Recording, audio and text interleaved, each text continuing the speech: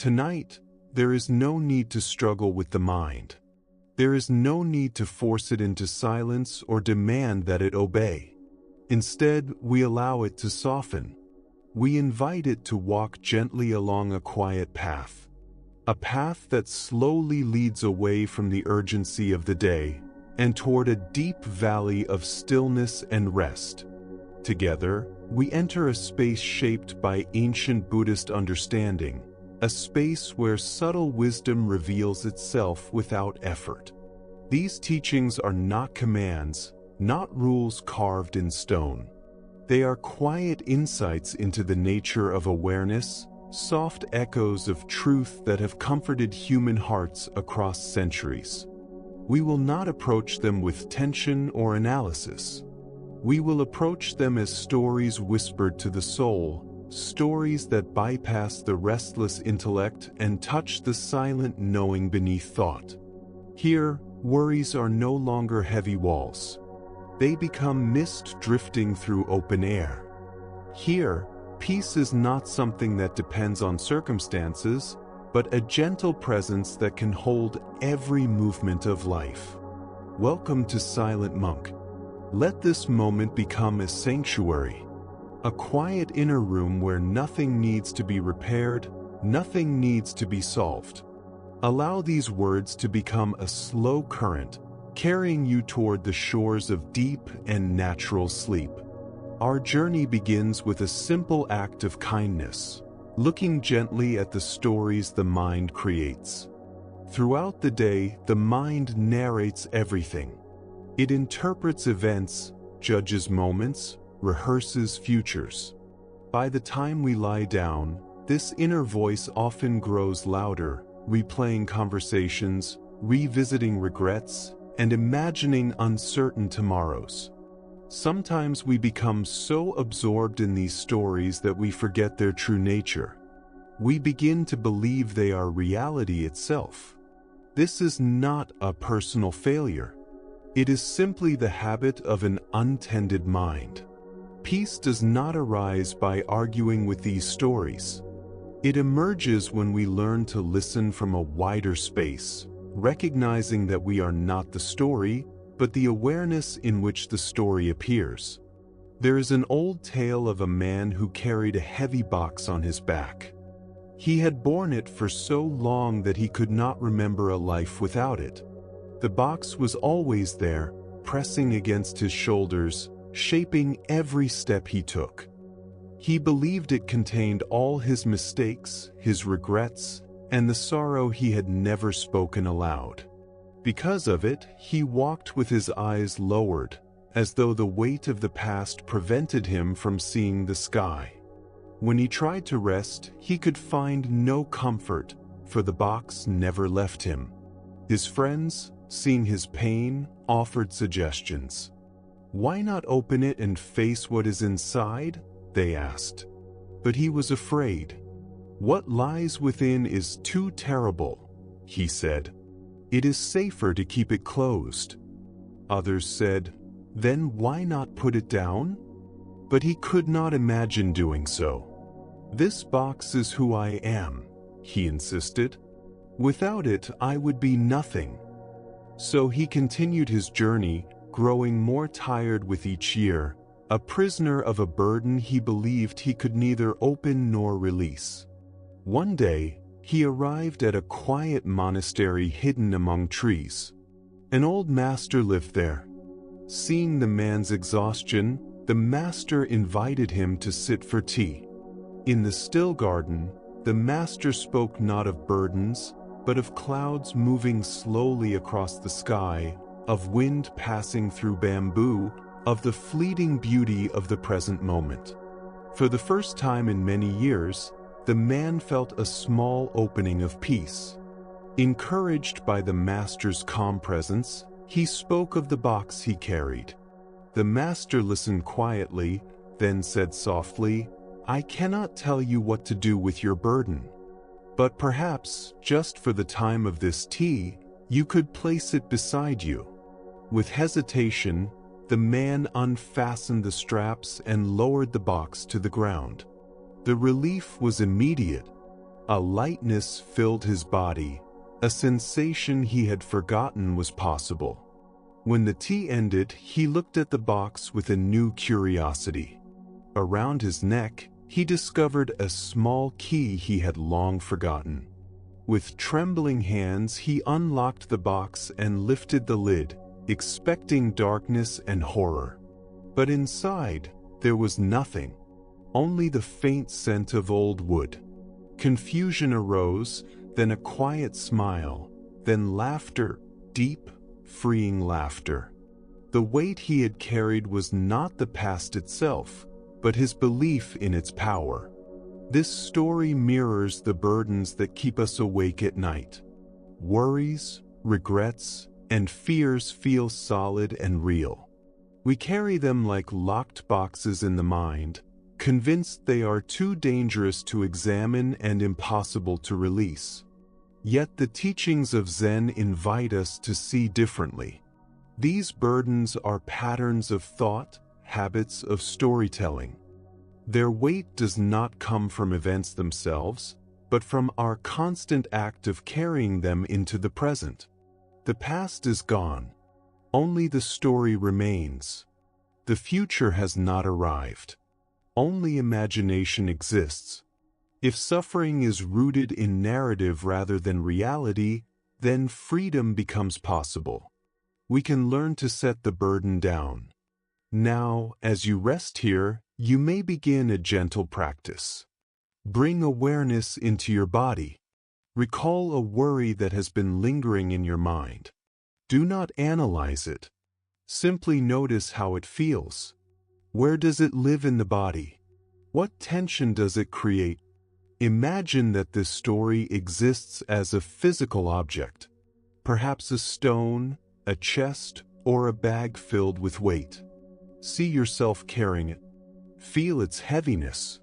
Acknowledge how long you have held it.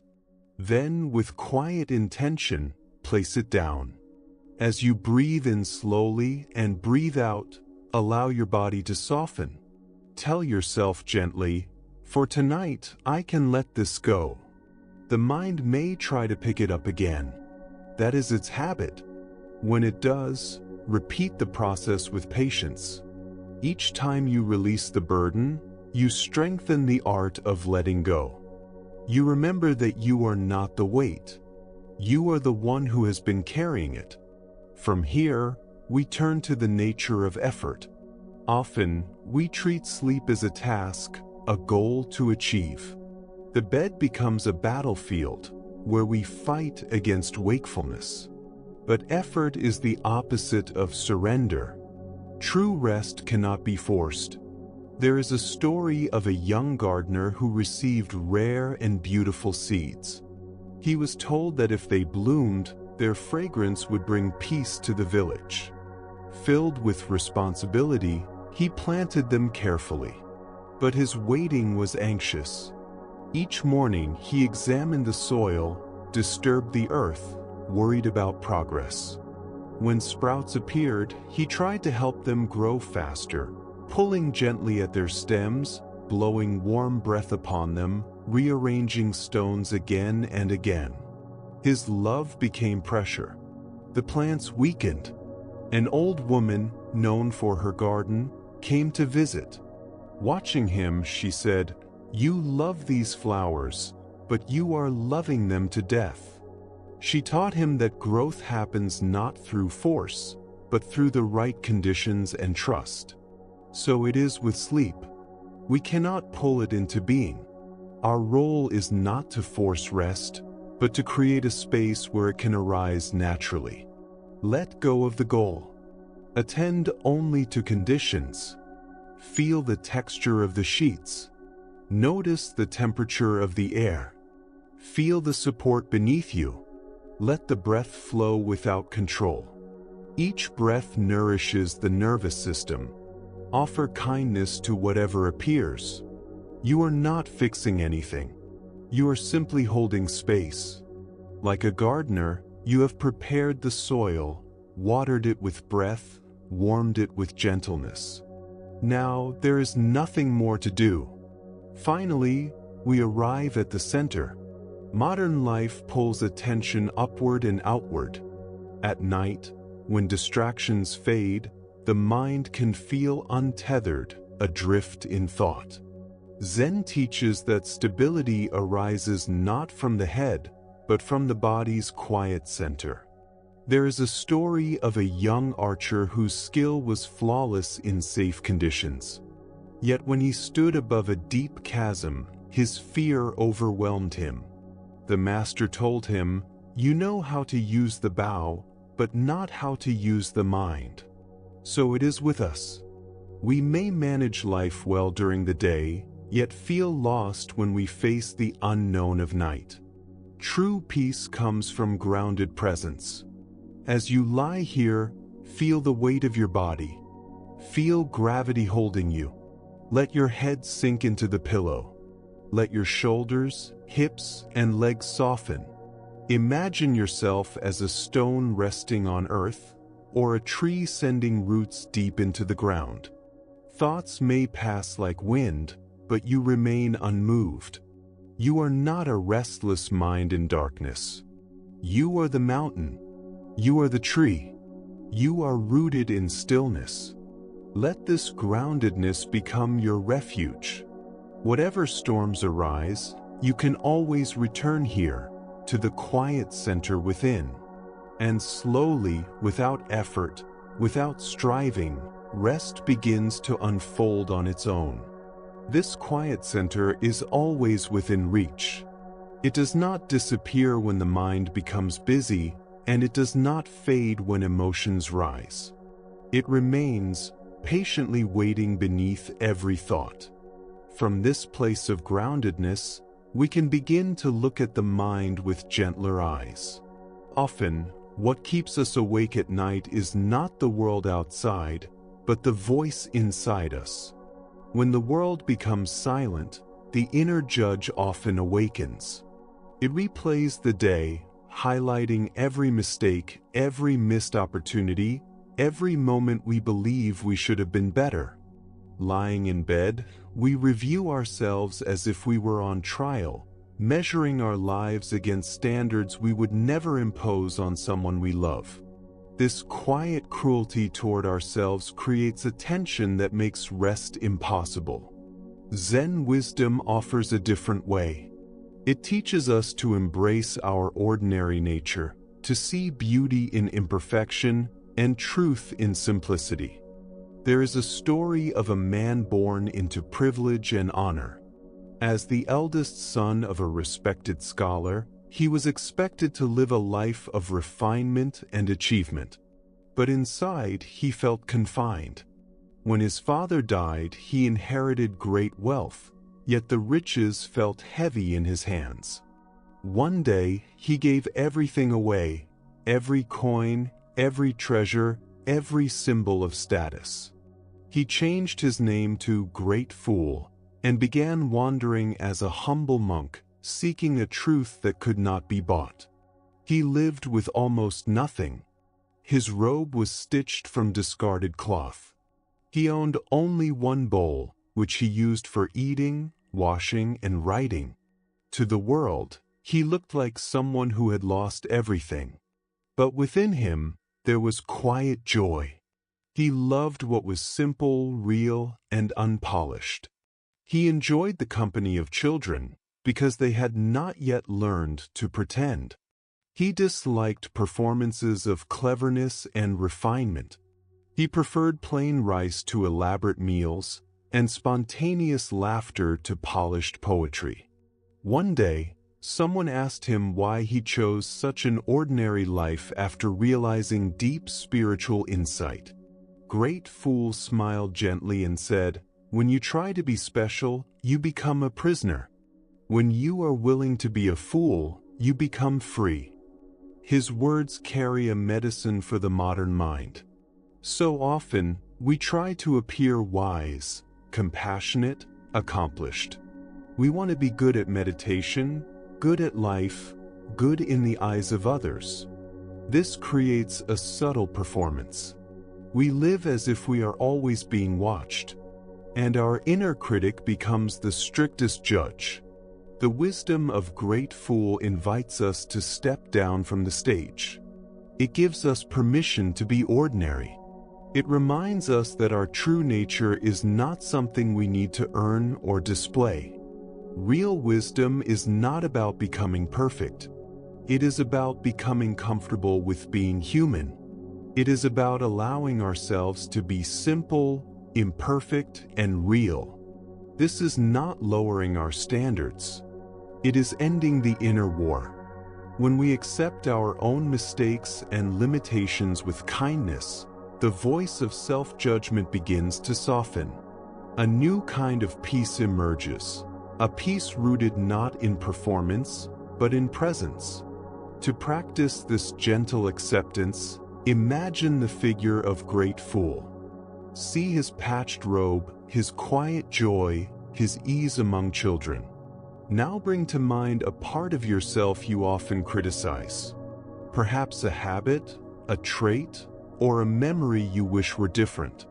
Notice how it feels to look at this part of yourself. Feel the familiar sting of judgment. Instead of turning away, try looking through Great Fool's eyes. Can you see the humanity in this part of you? Can you see it not as a defect, but as part of your complex and living story? Offer a gentle phrase inwardly, "This too belongs." Or, "I can meet this with kindness." You are not excusing harm. You are releasing self-hatred. Just for tonight, you do not need to be extraordinary. You do not need to be enlightened. You do not need to match any image of who you should be. You can rest as you are, a simple, imperfect, and deeply human being. In this acceptance, there is quiet rest. Pause for a moment. Take a slow breath. Let the body sink slightly deeper into support. There is nowhere else to go. This moment is enough. From here, we turn toward a truth that dissolves much fear, the truth of change. The mind seeks stability in a world that never stands still. We cling to joy, to relationships, to youth and health, hoping they will last forever. This clinging creates tension. Beneath it lies a fear of loss. At night, this fear often appears as worry about the future. We also cling to pain and identity, afraid to release them. The Buddhist teaching of impermanence is not a message of despair. It is an invitation to move with life instead of resisting it. There is a story of a young meditation student who practiced with intense effort. Yet for weeks, his mind felt restless, his body uncomfortable, and his heart discouraged. Unable to endure it any longer, he went to his teacher, who was quietly tending the garden. "My practice is terrible," the student said. "My mind is chaotic.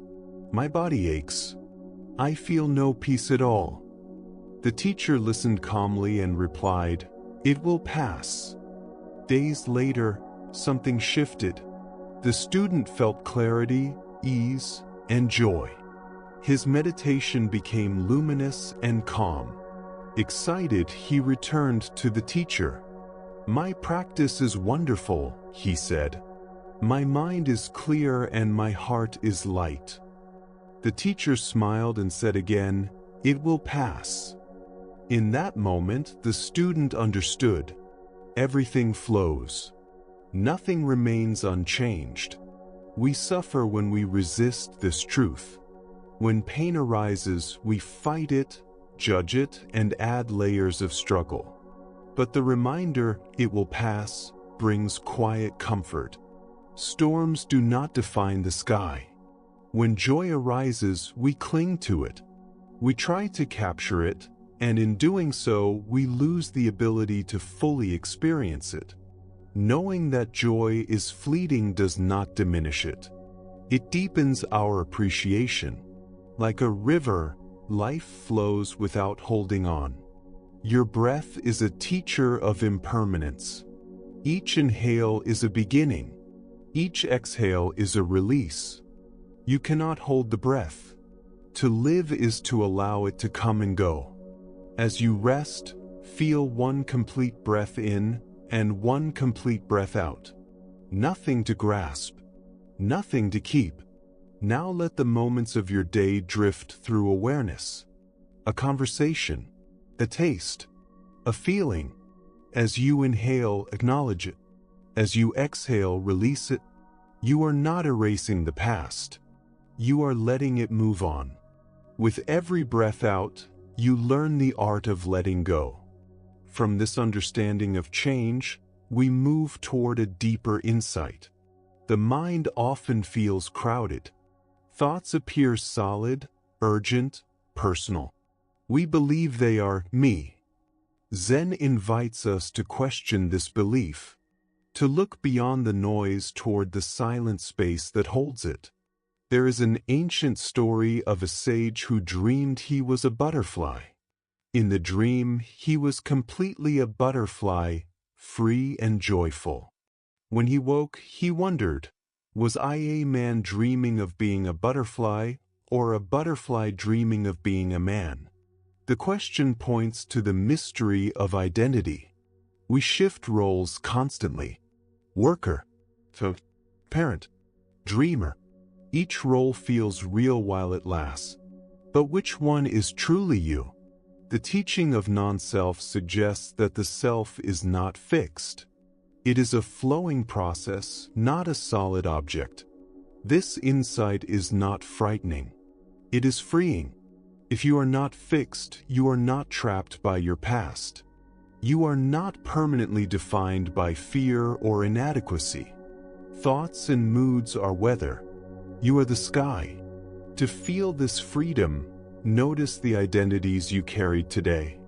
Tired one, worried one, responsible one.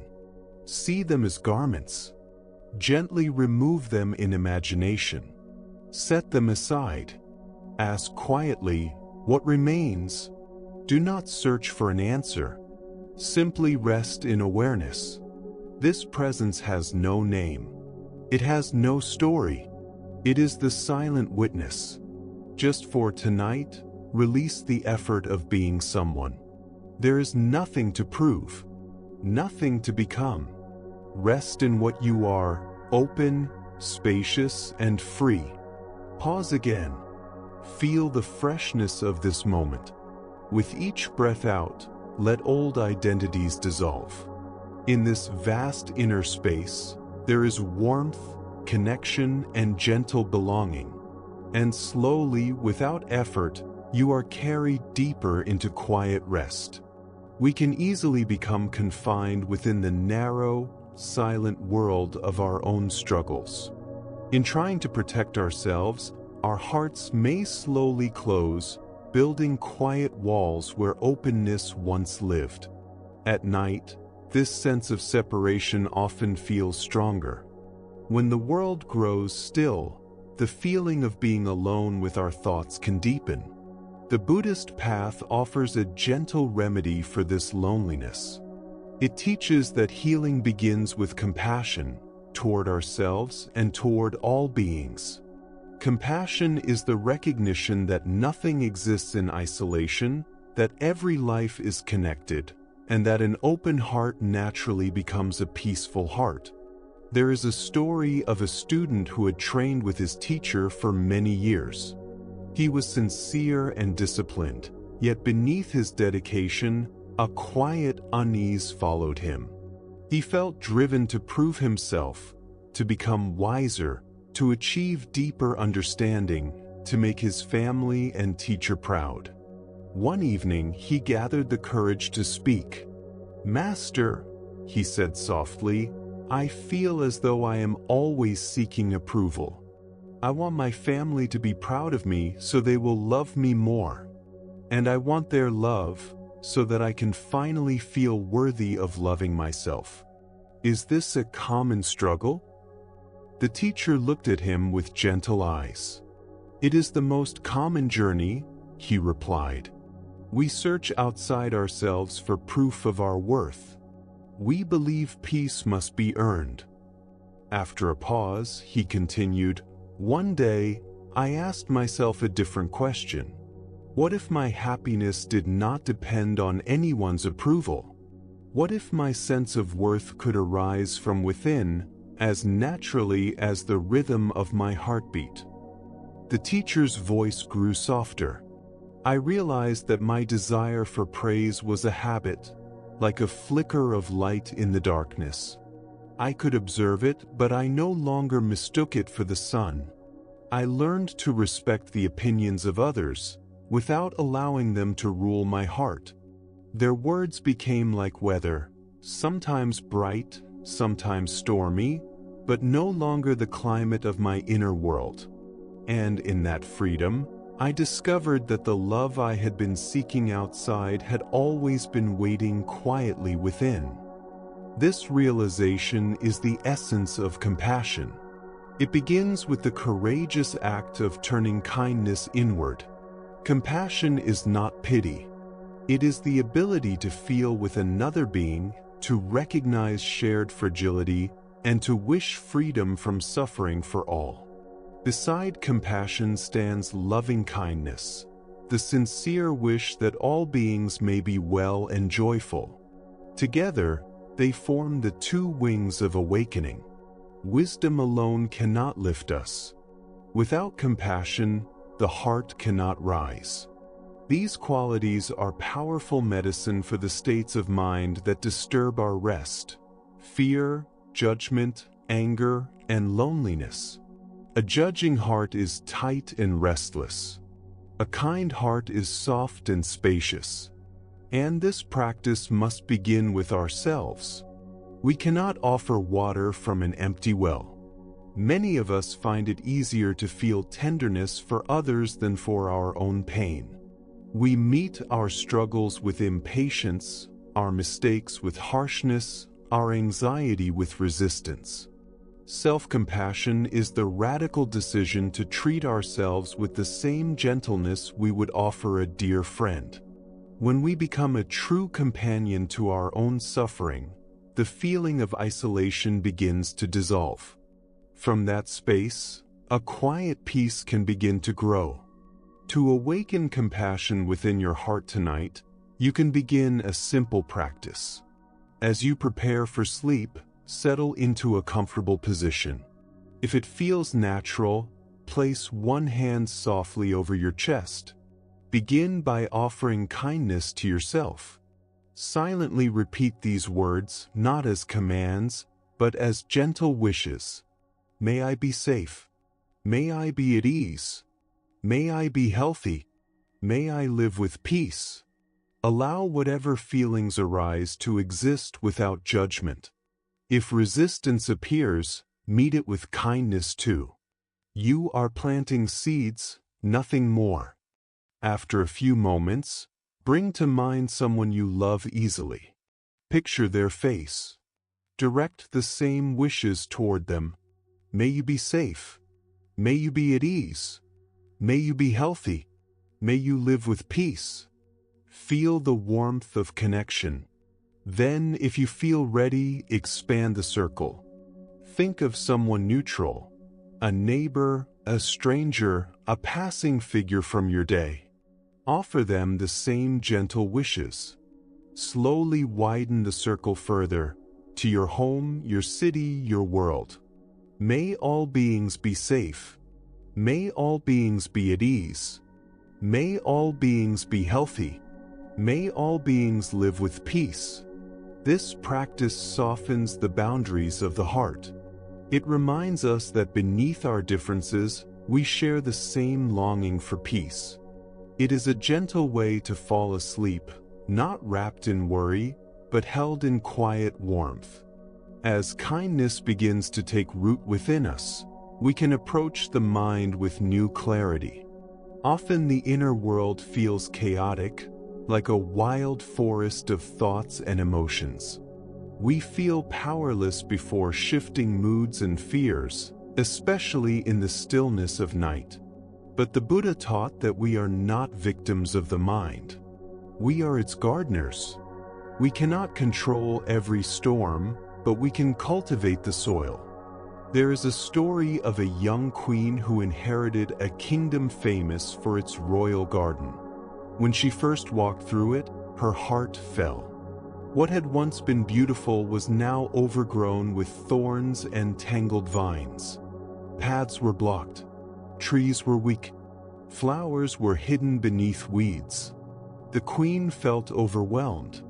She summoned the oldest gardener in the kingdom, a woman who remembered the garden's former grace. "This is impossible," the queen said. "We would need an army to fight these weeds." The gardener smiled gently. "Removing weeds matters," she said, "but a true garden is shaped not only by what you remove, but by what you nourish." For many months, the gardener taught the queen. They pulled weeds patiently, but they also changed the conditions of the soil. They enriched the earth, watered the roots, and planted trees to create gentle shade. Slowly, the garden transformed. As flowers grew stronger, they naturally displaced the weeds. The garden did not become perfect, but it became alive. Our mind is such a garden. Unskillful states, anger, fear, jealousy, anxiety, are the thorny weeds. They are not evil, but they lead to suffering. Skillful states, kindness, gratitude, patience, calm, are the flowers and fruit. We often feel trapped in weeds of worry. But the wisdom of the gardener teaches us another way. We learn to recognize weeds without hatred and to nourish flowers with intention. Tonight, you can practice this gently. First, notice a persistent thought, perhaps a worry or resentment. See it clearly as a thorny plant. Do not fight it. Simply choose not to water it. You might whisper inwardly, "This path is not helpful right now. I will not follow it." Then consciously nourish a flower. Bring to mind one small thing for which you feel gratitude. The warmth of a cup of tea, a kind word, the comfort of your bed. Let the feeling of gratitude spread through your body. Rest in it for a moment. This simple act changes the climate of the mind. You are the gardener, and peace can grow within you. Pause for a moment. Feel the freshness of this instant. With each exhale, release old stories. From here, we arrive at a deeper sanctuary, the present moment. So much suffering arises because we rarely live here. The mind travels endlessly, to the past, to the future. But life unfolds only now. Zen teaches that the present moment is a gate without a gate, a doorway to peace that has always been open. There is an ancient story of a traveler chased by a tiger. He ran until he reached a cliff and hung from a vine between danger above and below. As time slipped away, he noticed a single wild strawberry growing beside him. He reached out, tasted it, and found it sweet beyond measure.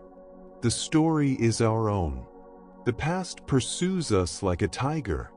The future waits below with uncertainty. Time gnaws quietly at the vine of life.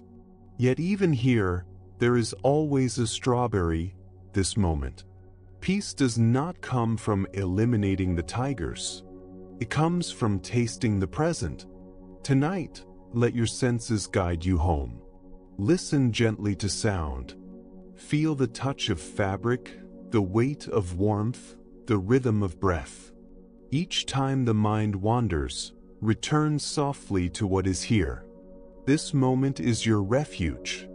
And as awareness deepens, you may begin to see the patterns of thought more clearly. The Buddha taught that these patterns are shaped by intention. We are not prisoners of the mind, we are its creators. In every moment, a new seed can be planted. And with patience, a new garden can grow. This practice is not an attempt to deny what you truly feel. It is a quiet and respectful act of caring for the mind. It is the gentle realization that you are not powerless. You can continue nourishing the same painful patterns, or you can choose to plant something new, something healing, something that slowly reshapes your inner world into peace, freedom, and ease. Tonight, you may become the beginning of a different story. You may sow the seeds of a gentle tomorrow by placing a soft, kind, and loving intention into your mind right now. Let us pause together for a moment. Sense the texture of this instant. It is clear, untouched, and light, free from the weight of what came before. Breathe into this freshness. And as you release the breath, allow old narratives to loosen their grip. You are here, and in this moment, you are free to begin again. The path we have walked, from observing the mind to nurturing the heart, leads us toward a quiet sanctuary at the center of our being. Much of our suffering arises from one simple truth: we are rarely fully present. Our minds wander endlessly between two distant shores, the past and the future. We drift backward, replaying conversations, holding on to old wounds, or lingering in regret. And then we rush forward, rehearsing difficulties, imagining dangers, and weaving countless plans. Almost never do we rest fully in the present moment, the only place where life actually unfolds. This constant movement through time is the hidden source of much of our anxiety. Yet within Zen practice, there is a quiet refuge. It is the discovery that the present moment, when we truly arrive within it, is a gate without barriers, a direct entrance into the peace we have sought for so long. There is an old Zen story of a traveler crossing a wide field when suddenly he was pursued by a fierce tiger. He ran with all his strength, feeling the animal's hot breath close behind him, until he reached the edge of a cliff. With no path left to escape, he grasped a thick vine and swung himself over the edge. Hanging between earth and sky, he looked upward and saw the tiger's face above him. He looked downward and discovered another tiger waiting below. He was caught between two dangers. As his hands began to tire, he noticed two small mice, one white, one black, emerging from a crack in the rock, slowly gnawing at the vine that held him. He understood that the vine would soon break.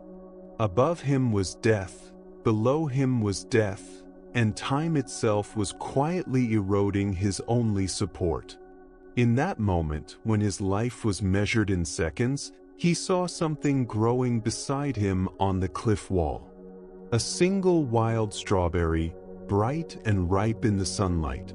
With his free hand, he reached out, picked the strawberry, and tasted it. It was wonderfully sweet. The traveler's story is our own. The tiger behind us is the past, with its regrets and unfinished stories. The tiger below us is the future, with its uncertainties and fears. The vine is our fragile hold on life.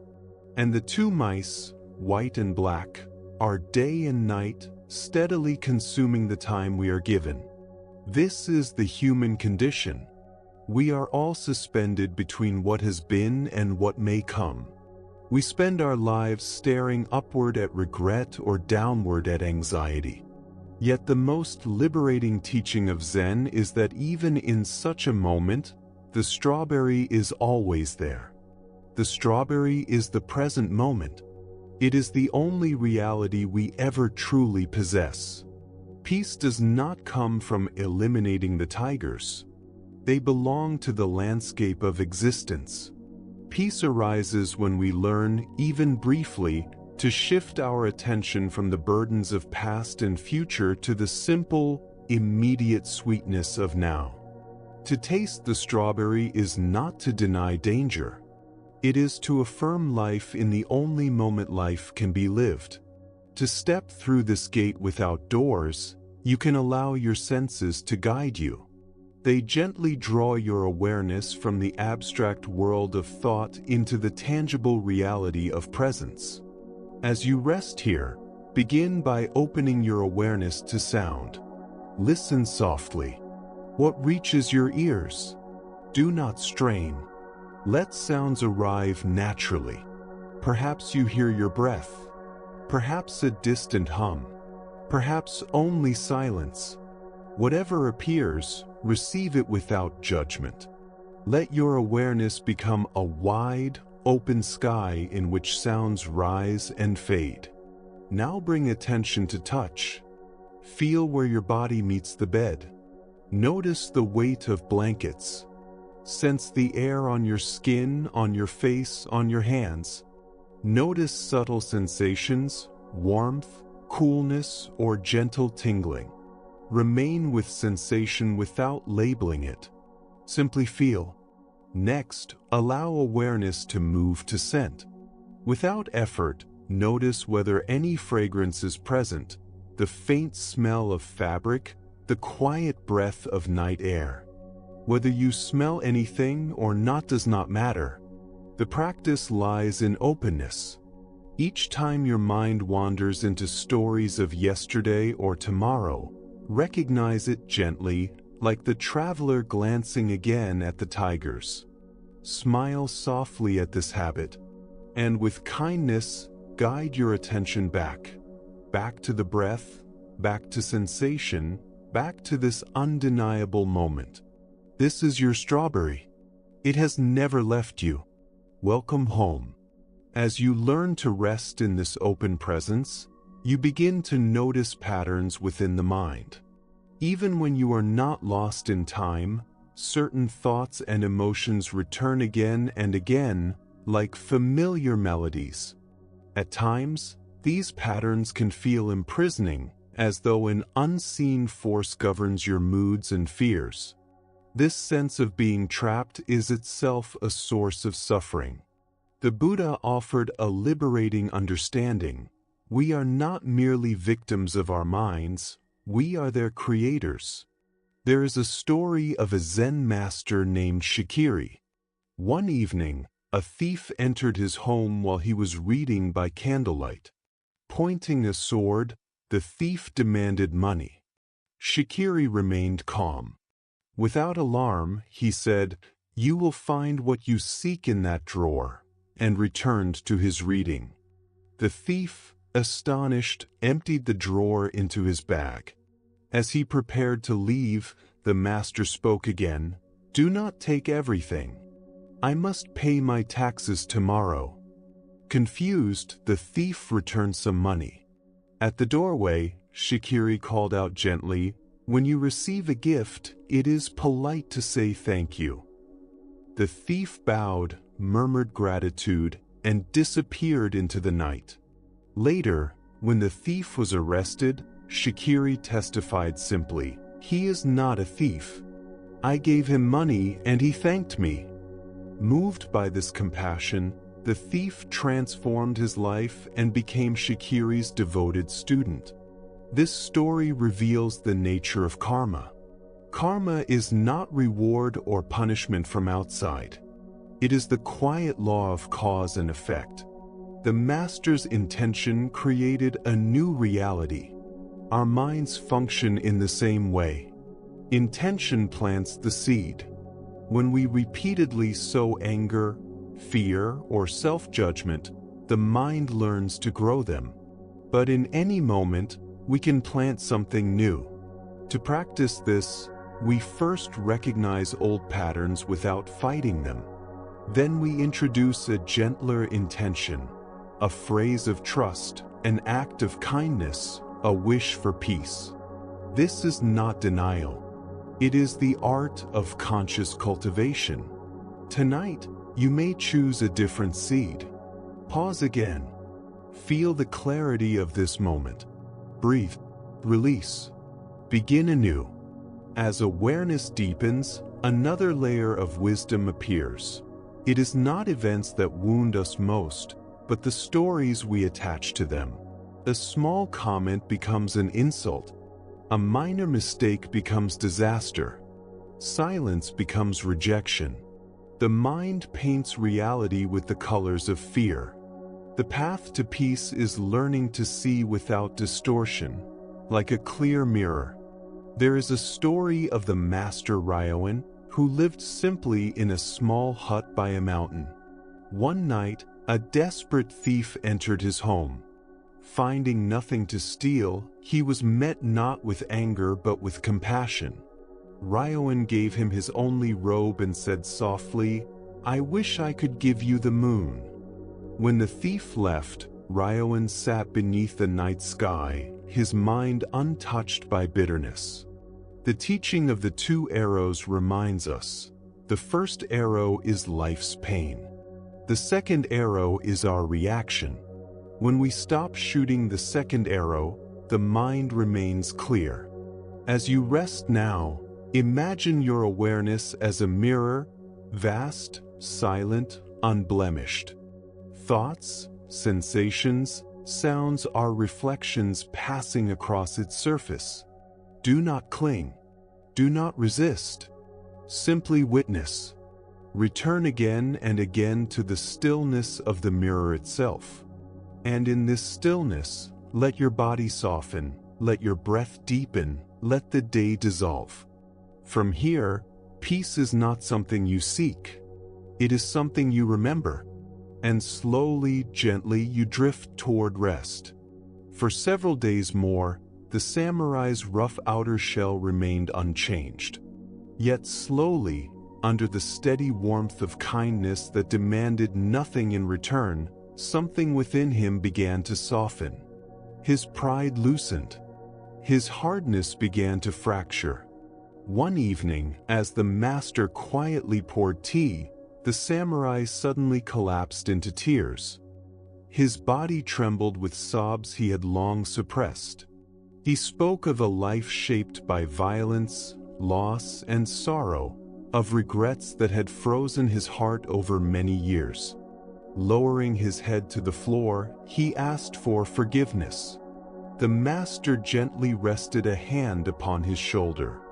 "There is nothing to forgive," he said softly. "You have been our guest."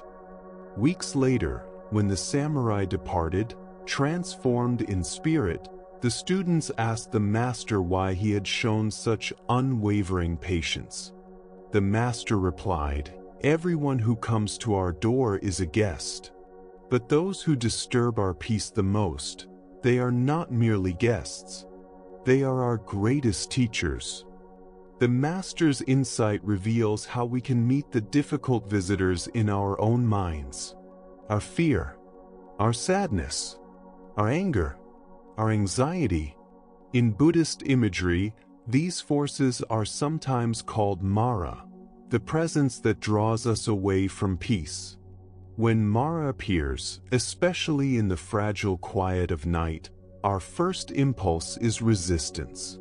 We try to shut the doors of the mind. We pretend no one is home. We brace ourselves against what we feel. We distract ourselves from anxiety. We cover sadness with forced optimism. We argue with fear through logic. This struggle, this inner conflict, creates enormous tension. It is a silent war that makes rest impossible. The master teaches another way. Instead of fighting Mara, we turn toward him. We greet our difficult emotions as honored guests. This does not mean we approve of them. It does not mean we believe their stories. It simply means we stop fighting them. We open the door of awareness and say, "Ah, anxiety, you have arrived. I see you. Welcome. Please come in." This gentle act of hospitality changes everything. An enemy grows stronger when attacked. A guest who is welcomed eventually softens. When fear is no longer resisted, it often reveals itself as something fragile and afraid. When sadness is held with kindness, it delivers its message and begins to move on. These difficult visitors are our teachers because they reveal where our hearts are still closed, where we are still divided against ourselves. By meeting them with compassion, we discover a peace wide enough to hold even deep pain. To practice welcoming your own guests, you can try a meditation of gentle hosting. As you rest, allow your body to be comfortable. Let your intention be softness. First, simply notice who has arrived. Scan your body and mind. Perhaps worry is pacing in your thoughts. Perhaps loneliness sits quietly in your chest. Perhaps discomfort speaks through the body. Do not push anything away. Simply acknowledge its presence. You might name it gently, worry is here. Next, open the door. Release resistance. Soften your jaw, your shoulders, your stomach, the places that tighten in defense. Imagine your awareness as a quiet, spacious room. Invite the guest to sit. You are not celebrating its presence, but you are not fighting it either. You are allowing it to exist. Now offer tea. This means giving your emotion kind attention. Notice how it feels in the body. A tightness, a heaviness, a vibration. Feel it directly without adding stories. You may whisper inwardly, I see you. I know you are suffering. You may rest here for a while. Remember, you are the host. The guest does not own the house. Through this radical hospitality, you stop being a victim of your inner states. You become a compassionate host, capable of holding any experience with calm strength. Let us pause here. Feel the gentle rhythm of your breath. Allow your body to soften. Let the day dissolve into quietness. As we release the weight of past and future, we arrive at the final doorway to peace, the wisdom of surrender. In a world that praises control and effort, surrender can seem like weakness. But in the art of rest, surrender is profound strength. Some gifts, sleep, love, peace, cannot be forced. They appear only when we loosen our grip. There is a story of a young monk who sought solitude on a quiet lake. He sat in a small boat, eyes closed in meditation.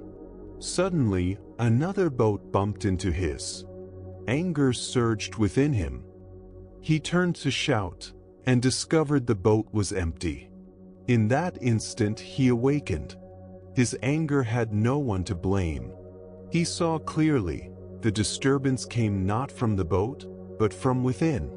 From then on, whenever he felt anger arise, he reminded himself, the boat is empty. Our relationship with sleep is the same. When sleep does not arrive, we feel disturbed. We fight it. We blame it. But sleep is not an enemy. It is like an empty boat drifting on a current. The frustration comes from resistance. Surrender is the moment we stop fighting. It is the moment we trust the wisdom of the body, the rhythm of night and day. To surrender now, feel the weight of your body being held. The bed supports you completely. You do not need to hold yourself. With each exhalation, release the weight of your head, your shoulders, your arms, your back, your legs. Let the breath breathe itself. Let the mind rest. You have planted the seeds. Now allow the garden to grow. Trust the night. Trust silence. Trust your capacity for healing rest. The boat is empty. There is nothing to fight. Allow the lake of night to carry you. Our journey through these teachings now draws to a quiet close. We have traveled from restless thought to the stillness of the heart. We have seen that suffering arises not from the world, but from resistance to its flow. Beneath passing thoughts, the sky of awareness remains untouched. You are not building peace, you are uncovering it. Imagine yourself as a traveler finally returning home. Set down your heavy pack, filled with worries, plans, and regrets. For tonight, you are free of its weight. There is nothing to prove, nothing to achieve, only rest. Trust the seeds you planted. Trust the wisdom of your body. Trust the quiet safety of this moment. And now, let us listen to a final Zen story. A young scholar named Yamauka was gifted with sharp intellect and deep curiosity. He studied Buddhist philosophy intensely, especially the teachings of emptiness and non-duality. He believed his understanding was advanced. Hearing of the renowned Master Doan, he traveled to meet him, eager to demonstrate his insight. When Yamauka entered the master's simple room, he found Doan sitting quietly, smoking a bamboo pipe. With confidence, Yamauka began to speak. He explained that mind, Buddha, and beings have no ultimate existence, that all phenomena are empty, that there is no realization, no delusion, no teacher, and no student. He spoke with eloquence and certainty. Throughout his speech, the master remained silent. When Yamauka finished, Doan suddenly struck him with the pipe. Pain flared. Anger erupted. "Why did you hit me?" Yamauka cried. The master smiled gently. "If nothing exists," he said, "where did this anger come from?" Yamauka stood speechless. In that moment, he saw the gap between intellectual knowledge and lived truth. The Buddha taught that true understanding must be lived, not merely spoken. Yamauka had mastered words, but not experience. The pipe revealed what theory could not. And so the story reminds us gently, wisdom is not what we think we know, but how we meet each moment. As you rest now, let knowledge fade into quiet presence. Let thought dissolve into stillness. Nothing needs to be understood, only felt, only released, only allowed. And slowly, like a leaf drifting across water, you move deeper into sleep. What makes this encounter so striking is how swiftly it uncovered the truth of Yamauka's inner state. Instead of allowing him to continue weaving complex intellectual structures that might have taken years to unravel, Master Doan's simple and direct action revealed, in an instant, the distance between knowing and being. Tonight, as you gently reflect on your own path of growth, you might notice moments where understanding has grown faster than embodiment, where ideas have become clear, yet living them remains subtle and unfinished. When tomorrow brings its unexpected tests, the symbolic pipes that challenge our balance, will your response arise from quiet realization or from old habits shaped by fear and conditioning? The Buddha taught that the mind shapes everything. What we repeatedly hold in thought slowly becomes the form of our lives. Perhaps the deepest wisdom is not learning to think more, but learning to think less, and to live more fully from direct presence. True insight is revealed not in our ability to speak about emptiness, but in our capacity to remain spacious when life suddenly touches us.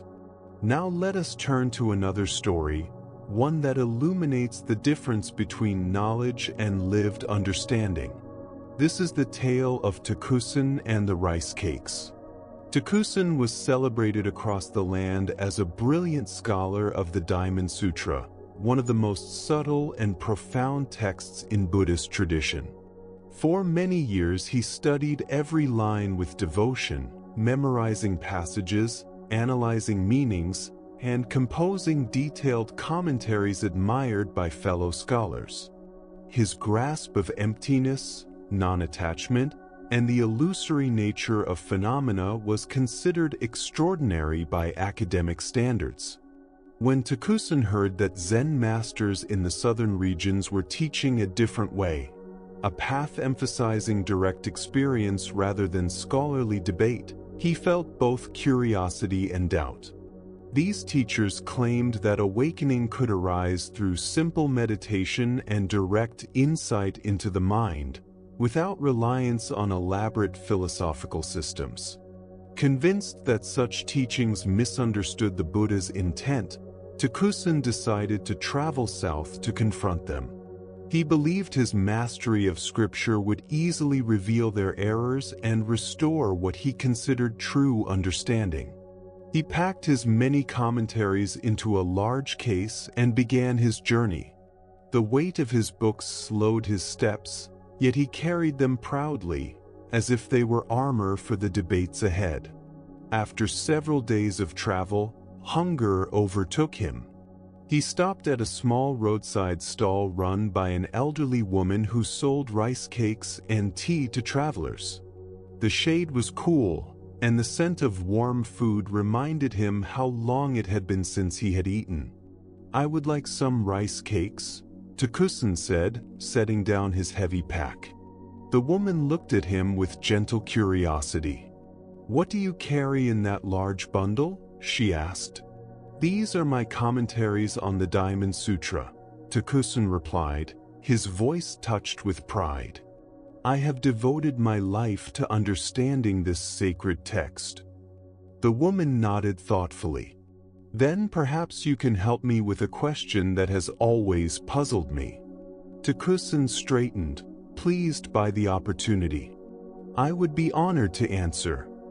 She smiled softly. "If you answer correctly, I will give you the rice cakes for free.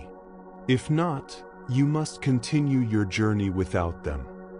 Takusan agreed without hesitation. What question could possibly challenge his decades of study? The woman quoted a passage from the sutra, "The mind of the past cannot be grasped. The mind of the present cannot be grasped. The mind of the future cannot be grasped." Then she asked quietly, "If this is true, venerable scholar, which mind do you intend to refresh with these rice cakes?" Takusan stood silent. All his knowledge, all his theories, all his carefully built explanations fell away in the face of this simple question. He could not answer. The woman waited patiently, but no words came. With gentle kindness, she explained that he would need to continue without food. Humbled, Takusan gathered his books and walked on. His confidence had dissolved. He saw clearly that his learning had prepared him to speak about truth, but not to live it. The Buddha once taught that the finger pointing to the moon is not the moon itself. This story reveals the delicate difference between understanding truth and embodying it. We often mistake explanation for realization. We learn to describe love yet struggle to love. We speak of peace yet remain restless. We analyze happiness while living in quiet anxiety. Takusan's journey shows how knowledge can sometimes become a barrier. He knew what the sutra said about the mind, yet he had never looked directly into his own mind with the simplicity the text invited. Why do we so easily confuse thinking with wisdom? The mind delights in building elegant frameworks. They give us a sense of mastery, a feeling that we understand life because we can talk about it. But when life asks a simple question, theories often fall silent. The old woman did not ask Takusan for philosophy. She pointed him back to the present moment. If no mind can be grasped, what was truly hungry in that instant? This teaching appears everywhere in our lives. We may read many books about mindfulness yet still become lost in worry. We may study relationships deeply yet struggle to listen when emotions arise. We may speak of non-attachment yet feel shaken when plans change. Zen teaches that studying the path means studying the self, and studying the self means forgetting the self. True practice is not accumulation of ideas, but intimate attention to what is happening now. The rice cakes symbolize nourishment that comes from presence, not from concepts. When we are truly hungry for meaning, for peace, for understanding, what feeds us is direct experience, not clever explanations. In meditation, we often discover this quietly. We may know many techniques, yet awareness itself can only be tasted, not described. The Buddha reminded us that words alone do not transform us. The old woman invited Takusan to live the sutra, not merely carry it. Tonight, as you rest, you might gently ask yourself, what do I truly know through experience, and what do I only know through thought? Is there a place where understanding has become a shield, preventing deeper change? Sometimes the most profound teachings leave us silent, returning us to the simplicity of being. Now let us turn to another quiet story. Master Ryokan lived in a small mountain hut, simple and humble like his way of life. The structure was modest, built not for permanence, but for harmony with the changing seasons. One spring, as warmth returned to the forest, something unexpected began beneath his floorboards. Tiny bamboo shoots pushed upward from the soil, seeking light. Many would have seen this as a problem. Bamboo grows quickly and can damage buildings. The usual response would be to cut it down. But Ryokan saw differently. Instead of resisting the bamboo, he gently lifted sections of the floor to make space for its growth. Weeks passed, and the bamboo rose higher, reaching toward the roof. Again, he chose not to fight it. He opened parts of the roof so the shoots could continue upward. In time, bamboo grew through the floor and roof of his hut, creating a dwelling that was both shelter and forest. Rather than feeling disturbed, Ryokan felt closer to life. He meditated beneath the living bamboo, listening to its movement in the wind, watching light shift across its leaves. What seemed like a threat became a gift. The Buddha taught that nothing is permanent except change. Ryokan's story reminds us how peace arises when we cooperate with change instead of resisting it. In our own lives, we often build structures, plans, identities, expectations, and then defend them fiercely. We fear that change will destroy what we have created. Yet sometimes, what grows unexpectedly is exactly what we need. Ryokan did not passively accept change. He actively adapted, finding a way to honor both shelter and growth. This is adaptive wisdom, the art of responding creatively to what life brings. Tonight, you might reflect gently. Where in your life is something new trying to grow? What floorboards might you loosen, so life can breathe more freely? The peace of harmony is deeper than the security of control. Now let us rest together in stillness. Find your most comfortable position. Let your eyes close softly. Take one slow breath in, and as you exhale, release all effort. Feel your body heavy and supported. Imagine your mind as a clear night sky. Thoughts drift like clouds, but you are the sky itself. In the center of your chest, imagine a small warm light. This is your own kindness. Let it spread gently through your body, bringing safety and ease. Feel gravity holding you. You are safe. You are held. There is nothing to do. Just this moment. Just this breath. Just this quiet darkness. May your sleep be deep and healing. May you awaken renewed. May you remember, even briefly, the vast quiet space that is your true home. Rest well. And now, instead of struggling with the mind, we open a gentle path for it to walk. A path leading away from noise and toward the silent valley of rest. These teachings are not commands, but soft invitations. They speak not to the busy intellect, but to the quiet knowing beneath it. Here, in this sanctuary, you may set down every burden. Our journey begins by looking kindly at the stories we tell ourselves. All that remains is the quiet story we continue to whisper to ourselves. The future has not yet arrived. It exists only as delicate images forming in the mind, woven from hope and fear. The pain is not in what is real, but in the way the mind tells its tale. This is a tender and hopeful truth. If the weight we carry is a story rather than a solid thing, then we are not condemned to hold it forever. We can learn to place it down. We can discover the key of awareness, gently open the box, and realize that what once seemed overwhelming is, in essence, only thought. This understanding does not deny that difficult events have occurred. It simply reveals that our suffering is not the event itself, but the way we hold it within us. When our relationship to experience softens, when our grip on the story loosens, a forgotten sense of lightness begins to return. A quiet freedom becomes possible again. To begin setting down your own heavy box, allow yourself a moment of gentle imagination. As you rest here, let your awareness settle into your body.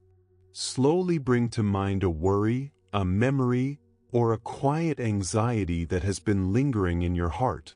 It might be something from your past, a concern in the present, or an uncertainty about what lies ahead. Do not chase the details. Simply notice that it is there. Feel how this story lives in your body.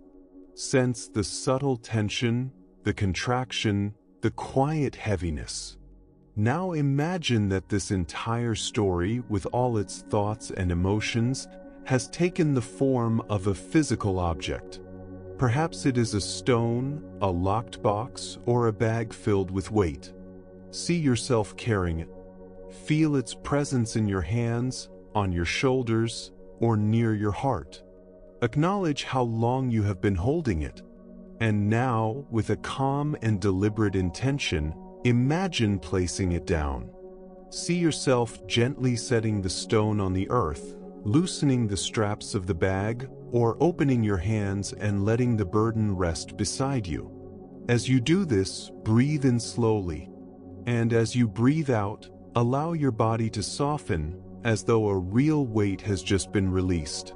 You may quietly say to yourself, "Just for tonight, I can let this go. I do not need to carry it while I rest." The mind may return to the story. It may try to lift the burden again. This is simply habit. When it happens, repeat the practice with patience. Notice the story. See it as the object. And once more, gently set it down. Each time you do this, an old pattern weakens and a new one grows stronger. You remember that you are not the burden. You are the one who carries it, and therefore you are the one who can release it. From here, our journey turns toward the nature of effort itself. Having seen that we can loosen the grip of heavy stories, we can now observe how we approach rest. Often, we treat sleep as something to achieve, something to force into existence. The bed becomes a battlefield, and the mind struggles against its own wakefulness. This striving creates tension, the very opposite of the surrender that rest requires. Zen wisdom offers another way. It invites us into the art of trusting the natural rhythm of life. There is a story of a young gardener entrusted with a small piece of land and rare seeds of extraordinary beauty. He was told that if the flowers bloomed, their fragrance would bring peace to the entire village. Filled with purpose, he planted the seeds with great care. Then he waited. Yet his waiting was not calm. It was restless and filled with urgency.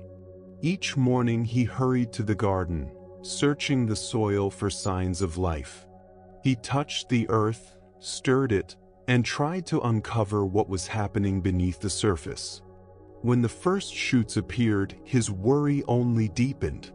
"They are growing too slowly," he thought. He tugged gently at the sprouts, blew warm air upon them, rearranged the stones endlessly, believing that his effort would make them bloom faster. But his constant interference weakened the plants. Their stems grew fragile, their leaves pale. One day, an elderly woman known for her flourishing garden came to visit. She watched him in silence, observing his anxious movements. Finally she spoke softly, "You care for these flowers deeply, but you are loving them in a way that harms them." The young gardener was puzzled. "I am doing everything I can," he replied. "I give them all my attention." The woman smiled gently. "You are not giving attention," she said. "You are giving anxiety. A plant does not grow because you pull on it. It grows when the conditions are right. Your role is not to force the bloom, but to trust the seed. Create a safe space and wait with patience. The blooming is not your work. It is the flowers." The young gardener's story mirrors our relationship with sleep. We are the anxious gardener, and sleep is the fragile flower. We cannot force it to open by pulling at it. In fact, our effort to control the process often prevents it from unfolding. Checking the clock, calculating lost hours, judging wakefulness, these are ways of pulling at the sprouts. The wisdom of the old gardener invites a shift. Our task is not to fall asleep. Our task is to create the conditions for rest. Sleep arises naturally when we stop interfering. This practice asks for deep trust, trust in the body's innate wisdom, trust in its ability to restore itself when given a quiet environment, gentle comfort, and a mind that is no longer at war with the present moment. When we release the goal, the process begins to unfold on its own. When we stop trying to control, surrender becomes possible. To become a wise gardener of your own rest, begin by letting go of any demand for a specific outcome. Your only intention is to offer your body and mind the best conditions for ease. Nothing more. The result is not yours to manage. Tend first to the soil of the body. Feel the texture of the sheets against your skin. Notice the temperature of the air. Sense the steady support beneath you. These simple sensations anchor you in the present moment, away from anxious narratives. Then offer the gentle water of your breath. Do not change it. Simply follow its natural rhythm. Feel each inhalation, each exhalation. Every breath nourishes your nervous system, inviting it to soften and release. Finally, offer the warmth of kindness. Whatever arises, meet it with quiet acceptance. If tension appears, notice it with gentleness.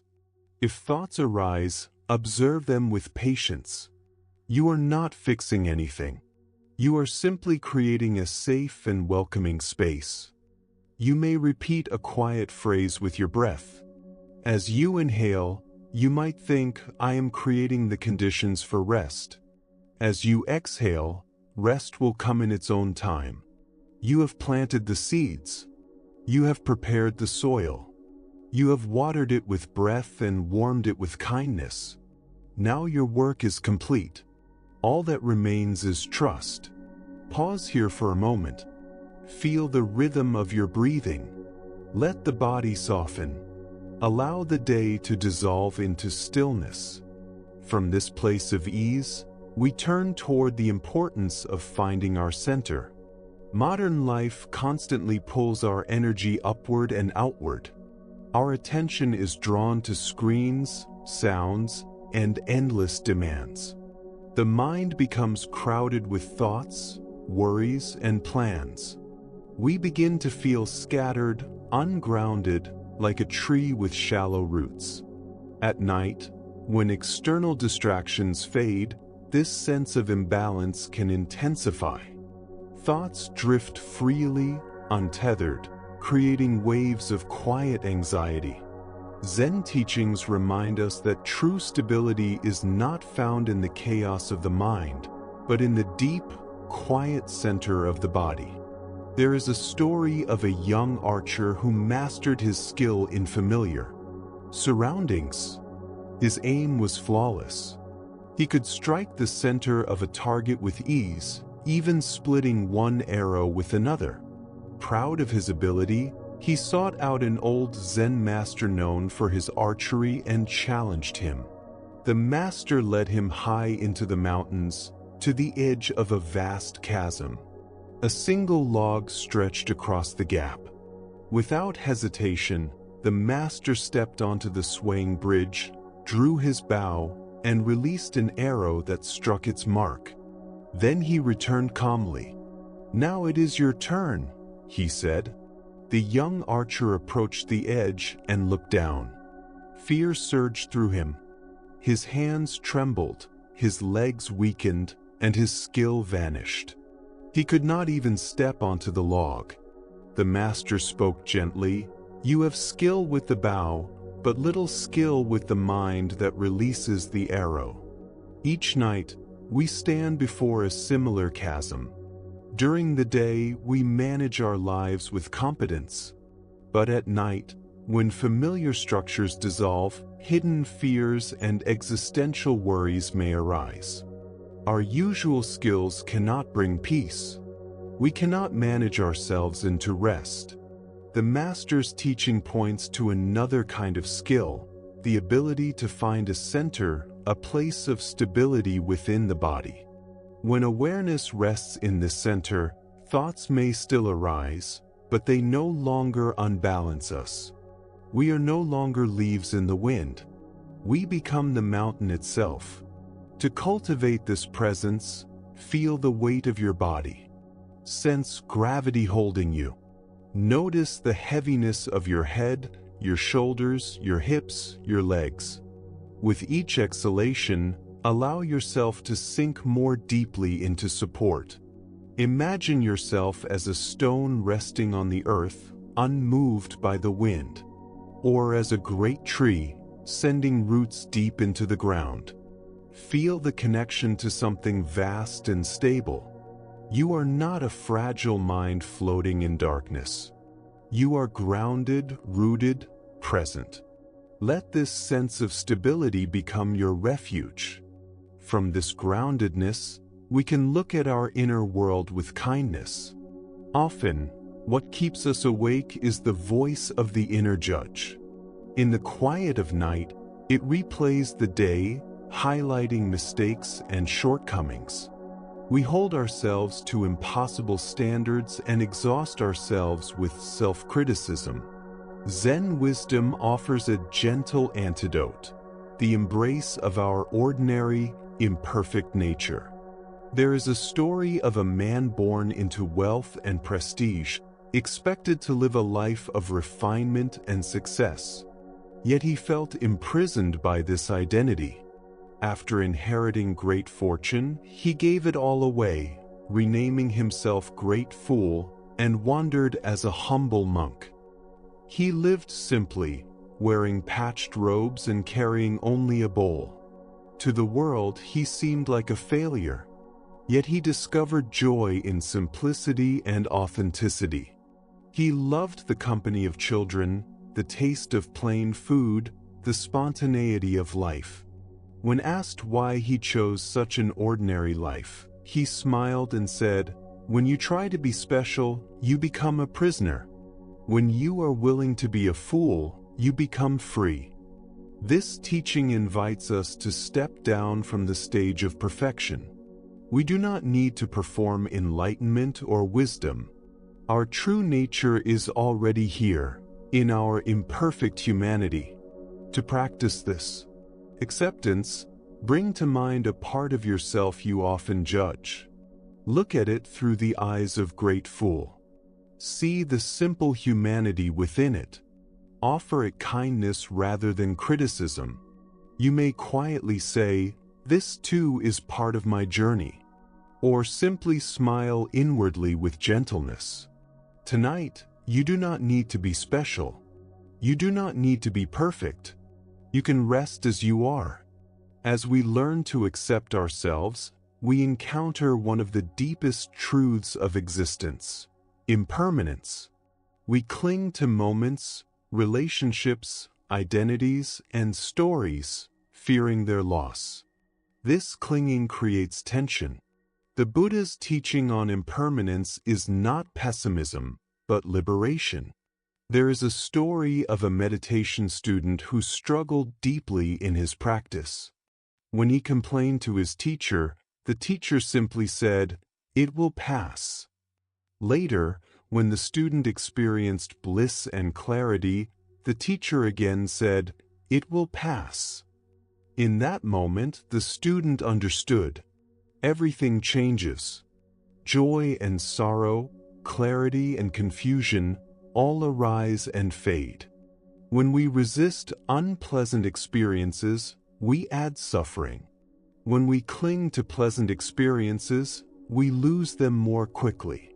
The wisdom of "it will pass" teaches us to hold life lightly. Your breath is the perfect teacher of impermanence. Each inhalation arises, pauses, and fades. Each exhalation releases and makes space for the next breath. As you rest here, follow this rhythm. Notice the gentle flow. Nothing to hold, nothing to force. Let the moments of your day drift through awareness like clouds. With each exhale, release them gently. You are not erasing them. You are allowing them to pass. In this letting go, freedom arises. In this flow, peace becomes possible. And as we begin to understand the ever-changing nature of experience, we are guided toward an even subtler insight. We often feel surrounded by the movement of our own minds. Thoughts rise in countless waves, memories, worries, images, plans, until the inner world feels crowded and heavy, almost difficult to breathe within. These thoughts seem solid and unquestionable. And most of all, they feel personal. We assume that the voice in the mind is who we are. We believe ourselves to be the thinker, the narrator, the one who must carry every thought that appears. When we identify so closely with the mind, it can feel as though we are trapped in a small room with an endless speaker who never rests. Yet Zen practice gently invites us to look beyond the noise, to sense the quiet space that exists behind every thought. In that quiet space, we begin to glimpse the liberating wisdom of emptiness. There is an ancient story of a sage who once dreamed he was a butterfly. In his dream, he fluttered freely from flower to flower, light and joyful, unaware of any other identity. He felt the warmth of sunlight on delicate wings, tasted sweetness in the air, and moved with effortless grace. In that moment, he was nothing but a butterfly, complete and content. Then he awoke. He found himself lying quietly in his bed, unmistakably a human being again. Yet as wakefulness returned, a deep question arose within him. He wondered, was I a man dreaming of being a butterfly, or am I now a butterfly dreaming of being a man? This was not a playful puzzle. It was a sincere inquiry into the nature of identity. If the experience of being a butterfly felt entirely real while it lasted, how could he be so certain that his present experience was more solid, more true? Which was the dream, and which was the reality? Or could both be expressions of something deeper and more fluid? This story points toward one of the most profound teachings in Buddhism, the insight of not-self. Like the sage, we move through many identities. At work, we become one role. With family, another. In illness, another. In dreams, we may become anyone at all. Each identity feels real while we inhabit it. Yet which one is truly us?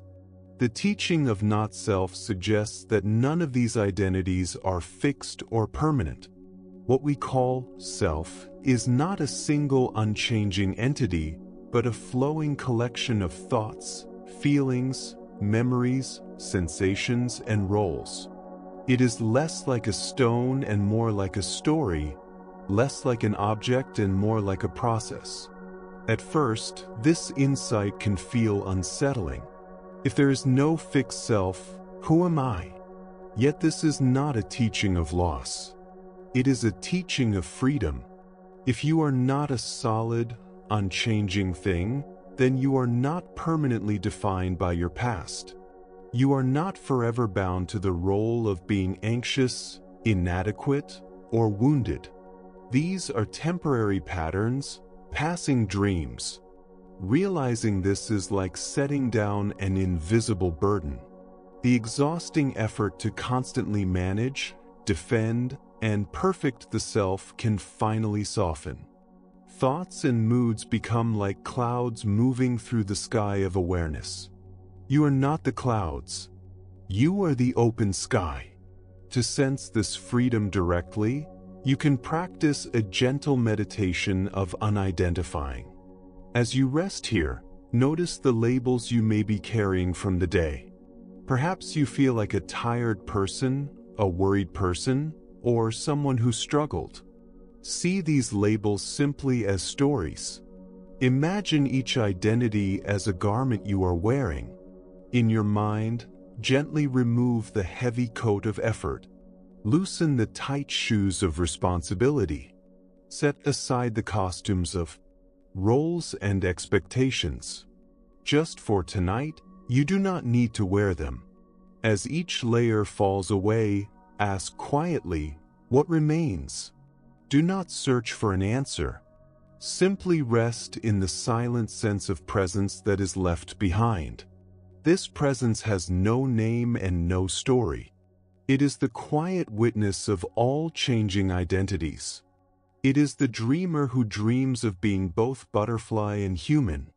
By loosening your grip on who you think you must be, you begin to rest as what you truly are, spacious, calm, and free awareness. Just for tonight, release the tiring work of being someone. There is nothing you must become. There is nowhere you must arrive. Simply rest. Pause here for a moment. Feel the freshness of this instant. It is new, untouched by yesterday's stories. Breathe into this freshness. As you exhale, allow old identities to fade. You are here, and you are free to begin again. When we begin to recognize the vast openness of awareness, we discover that it is not empty in a cold way. It is a space filled with possibility, warmth, and connection. It can hold not only thoughts and worries, but also tenderness and compassion. Often, suffering makes us feel isolated. We shrink into the narrow world of our own problems. The heart, trying to protect itself, becomes guarded and closed. At night, this sense of separation can feel especially strong. The Buddhist path teaches that the healing of isolation comes through compassion, toward ourselves and toward all beings. Compassion is the recognition that we are not separate, that our joys and pains are shared. An open heart is a peaceful heart. There is a story of a devoted student who practiced for many years, yet felt a quiet anxiety beneath his efforts. He constantly tried to prove himself, hoping to earn approval from his family and teacher. One evening, he confessed his struggle to his master.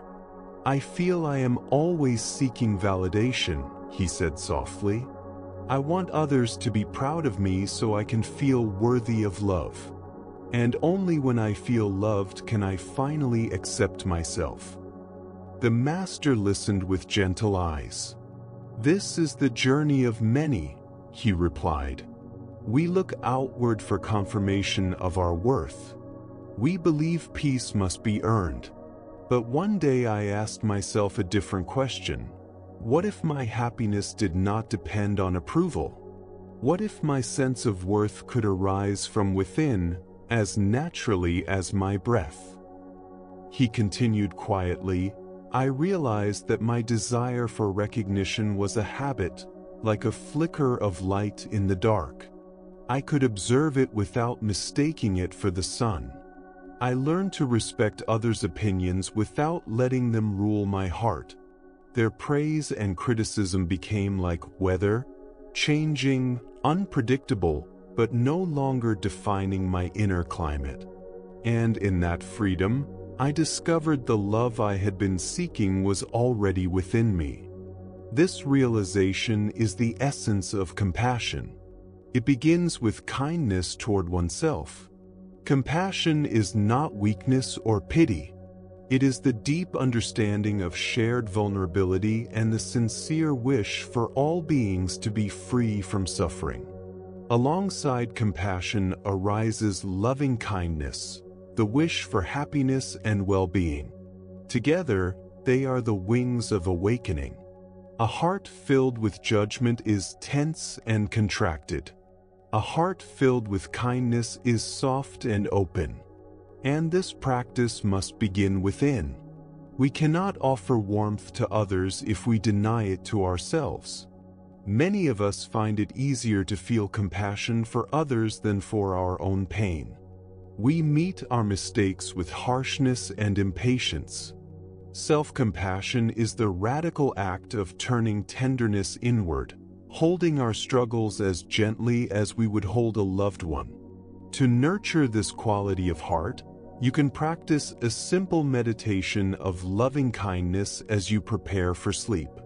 Rest comfortably, and if it feels natural, place a hand over your chest. Let this touch remind you of gentleness. Begin by offering kindness to yourself. Silently repeat, slowly and softly, "May I be safe. May I be peaceful. May I be healthy. May I live with ease." Allow whatever feelings arise to be present. If resistance appears, meet it with kindness as well. You are planting seeds in the soil of the heart. After a while, bring to mind someone you love easily. Imagine them clearly and offer the same wishes. May you be safe. May you be peaceful. May you be healthy. May you live with ease. Then extend this circle outward, to a neutral person, to your community, to all beings everywhere. Let the wishes flow gently, without effort. This practice softens the boundaries we build around our hearts. It replaces isolation with connection, worry with warmth. It is a gentle way to fall asleep, held not by fear, but by quiet love. As we learn to meet ourselves with kindness, we begin to see the mind with new clarity. Sometimes the inner world feels like a wild forest of thoughts and emotions. We feel controlled by moods and worries, especially in the stillness of night. This sense of helplessness can be deeply unsettling. Yet the Buddha taught that we are not victims of the mind. We are its gardeners. We cannot control every thought that arises, just as a gardener cannot control the weather. But we can shape the conditions that allow certain qualities to grow. We can nourish what is wholesome and gently loosen the grip of what causes suffering.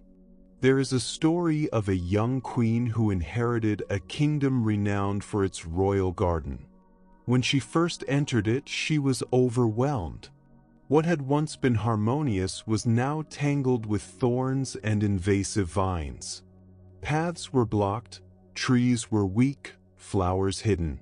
She called upon an elderly gardener who remembered the garden's former beauty.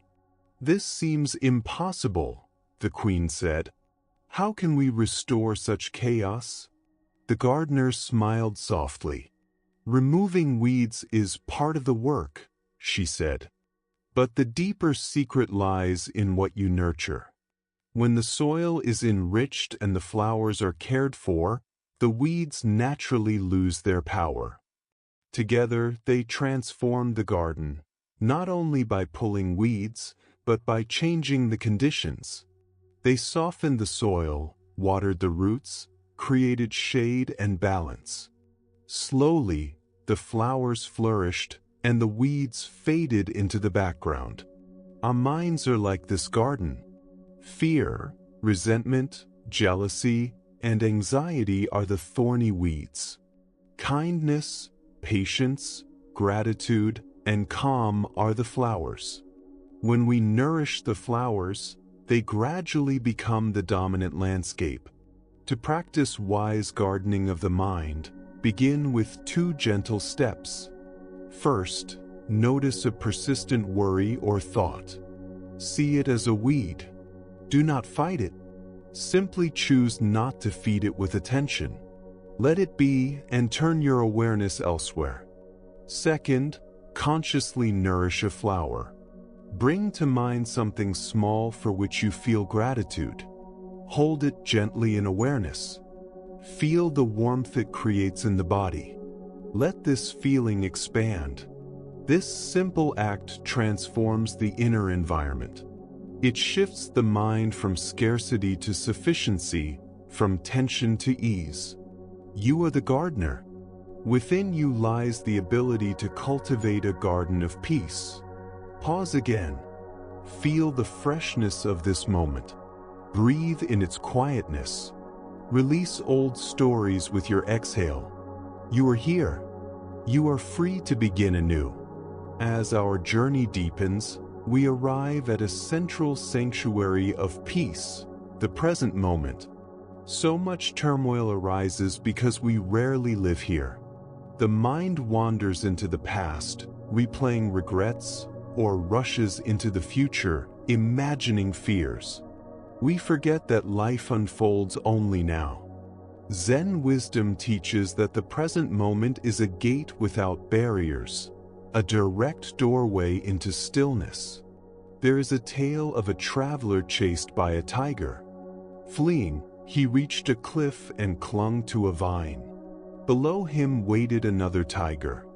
As his strength faded, 2 mice began to gnaw at the vine. Past and future, danger above and below, time slipping away. And yet, beside him grew a single ripe strawberry.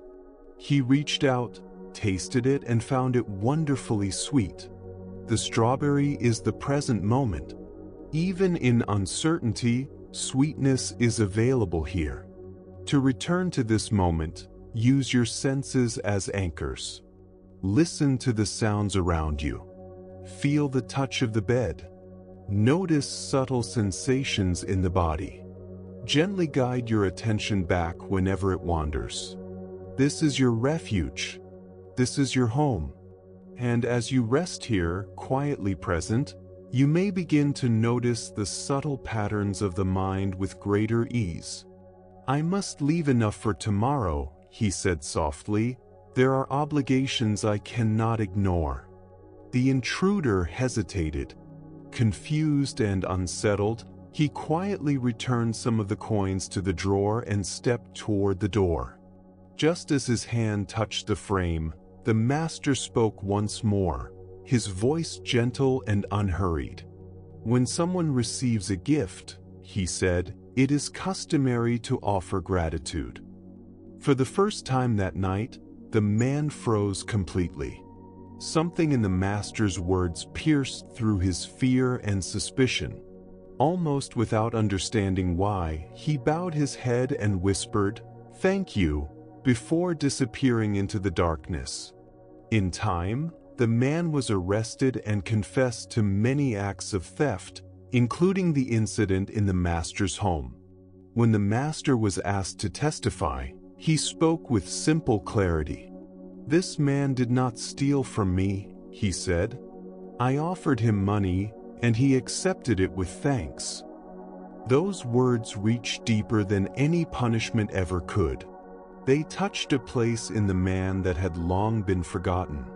After completing his sentence, he sought out the master and asked to study with him.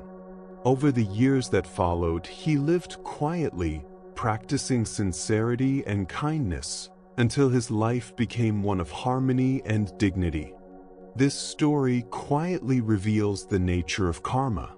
Karma is often misunderstood as a system of reward and punishment governed by some invisible authority.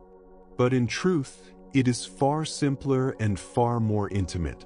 Karma is the natural unfolding of cause and effect. The master's response was not shaped by fear or anger. He chose to see the man not as an enemy, but as a human being capable of goodness. That choice became a powerful cause. The effect was transformation. In the same way, our inner world is shaped by what we consistently plant within it. The Buddha taught that intention is the heart of karma. It is not merely what we do, but the quality of mind from which our actions arise that determines what grows in us. When we repeatedly sow seeds of fear, bitterness, resentment, or self-blame, those seeds take root. Over time, they become habits of thought, familiar emotional pathways, patterns that feel inevitable. Slowly, the landscape of the mind becomes filled with thorns, and we wonder why peace feels so distant. This is not punishment. It is simply the nature of cultivation. Yet within this teaching lies a quiet and liberating truth. In every moment, we are free to plant something new. No matter how dense the weeds of the past may seem, a single seed of kindness can still be placed in the soil of the present. A seed of gratitude, a seed of patience, a seed of gentleness. At first, this new growth may appear fragile and insignificant, but when we nurture it with steady care, the climate of the mind slowly changes. Old patterns lose their strength.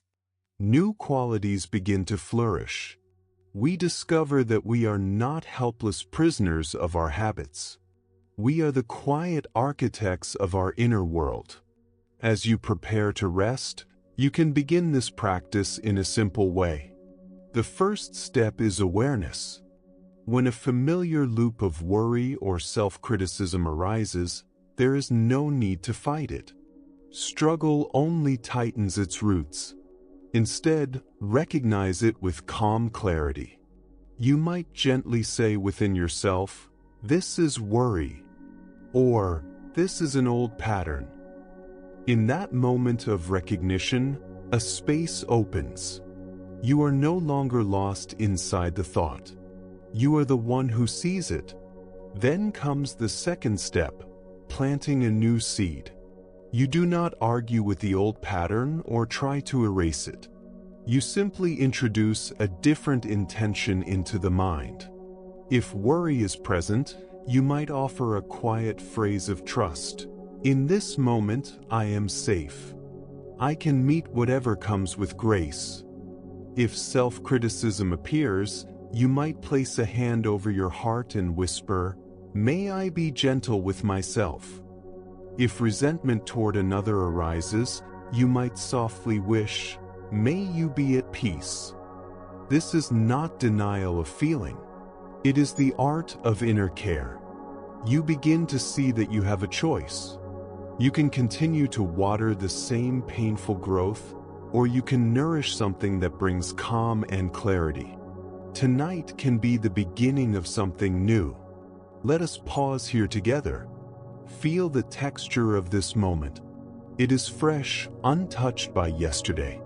Breathe into that freshness.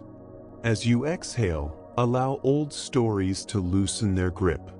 You are here, and you are free to begin again. As awareness deepens, another layer of understanding reveals itself. We begin to see that suffering is not created only by events, but by the meanings we attach to them. A passing remark becomes an insult. A small error becomes a disaster. Silence becomes rejection. The mind paints over reality with the colors of fear and insecurity. This habit of adding a second layer of pain is what disturbs our peace, especially in the stillness of night. The path toward deep rest is the path of seeing clearly, allowing reality to be what it is, without distortion. There is a story of a quiet Zen master who lived in a humble hut at the edge of a mountain. His life was simple. He owned little, yet felt no sense of lack. His few possessions were tools for contemplation, not burdens of attachment. One evening, while he was away, a desperate man entered the hut searching for something to steal. Finding nothing of value, his frustration turned to anger. When the master returned, he did not react with fear or blame. He looked at the man with a gaze filled not with judgment, but with compassion. "You have traveled far," he said softly. "It would be unfortunate if you left with nothing." He removed his worn robe and offered it as a gift.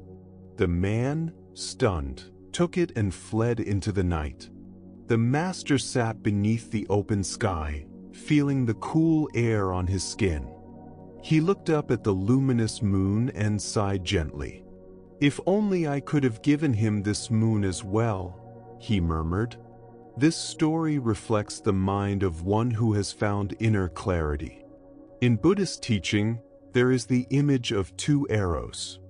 The first arrow is the inevitable pain of life. The second arrow is the pain we create through our reactions. Most suffering comes not from the first arrow, but from the second. The master felt the first arrow, but he did not add the second. His mind remained open and clear, like a mirror untouched by what passes before it. When we lie down at night, we often feel pierced by countless second arrows. We replay moments, judge ourselves, hold onto old wounds. The invitation of Zen is simple: lay down the bow. Imagine now that your awareness is a vast, silent mirror. Thoughts, sensations, memories arise like reflections. They appear, are seen, and pass away. You remain the mirror itself, quiet, spacious, at ease. When a strong emotion arises, there is no need to fight it. Instead, meet it with gentle acceptance. Like a guest arriving at your door, it does not need to be expelled. It can be welcomed, listened to, and allowed to leave in its own time. In this way, peace is not something you achieve by force. It is something that emerges when you stop resisting what is already here. As you rest, allow your breath to flow naturally. Allow your body to soften. Allow your mind to become spacious. Whatever arrives within you tonight can be held with kindness. You are the host. You are the quiet witness. And within this gentle awareness, there is nothing that cannot be met with calm and compassion. Let us rest here for a moment longer. Feel the soft rhythm of your breathing, a quiet pulse within the vast movement of time. Allow your body to soften, loosening any tightness that may still remain.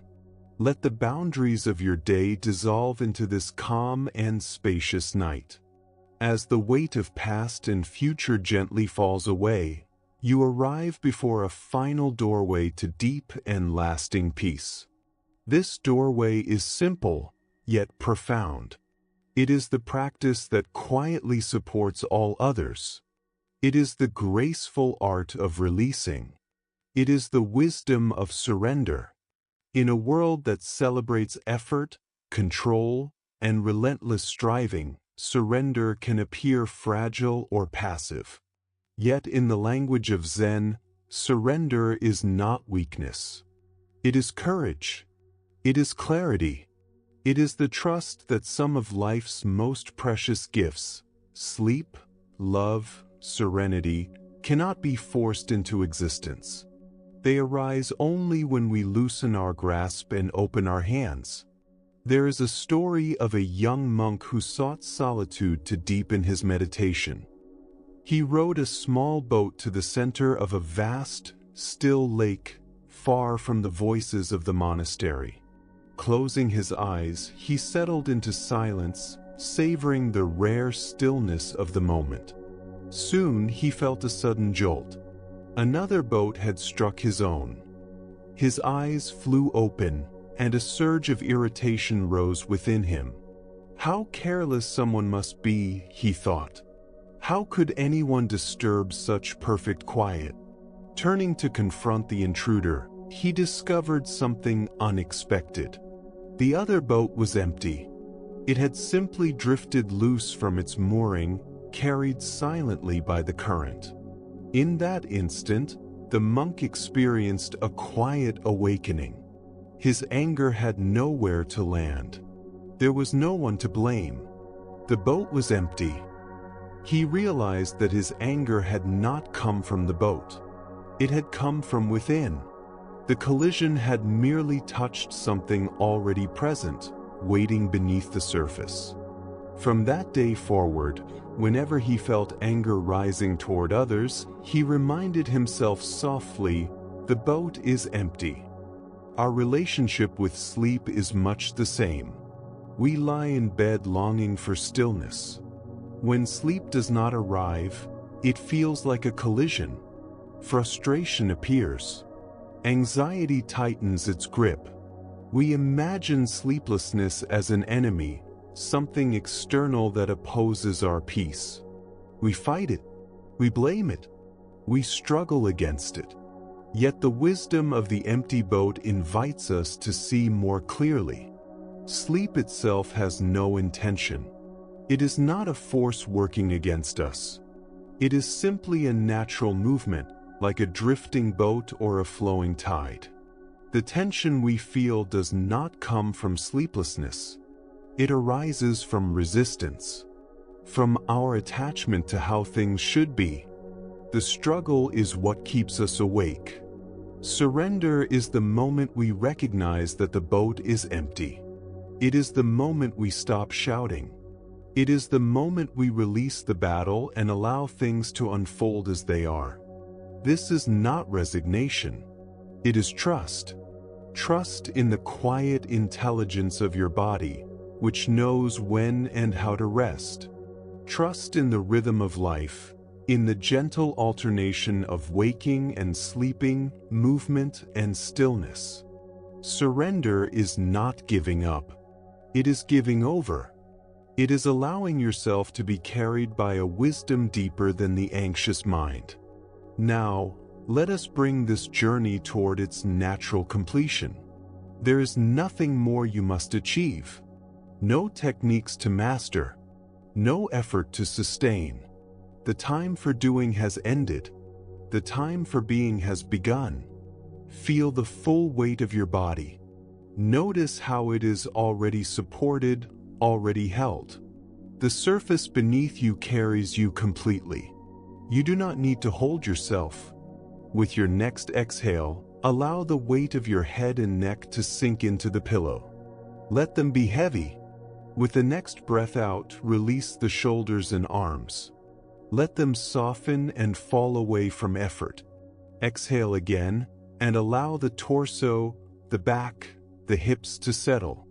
Feel yourself sinking gently, as if the earth itself were welcoming you. With one final long breath, release the legs, the feet, the entire body. Heavy. So, at rest. Now release control of the breath itself. There is no need to guide it. Your body knows how to breathe. Let the breath breathe you. And finally, release the mind. Let go of observing. Let go of labeling. Let go of effort. Let go of the desire to do this correctly. You have done enough.